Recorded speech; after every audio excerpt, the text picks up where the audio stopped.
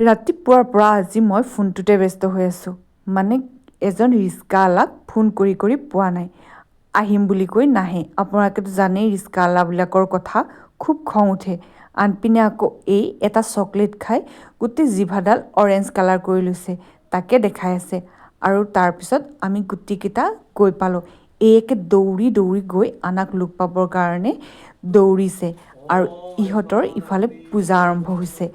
একদম মানে আজি এমাহ হৈছে বেবীটোৰ, সেইকাৰণে কিবা এটা সৰুকৈ অনুষ্ঠান পাতিছে। দিদিয়ে আকৌ চাহৰ ব্যৱস্থা কৰিছে। আনপিনে আকৌ তেওঁলোকৰ খোৱা ৰেডি কৰি আছে।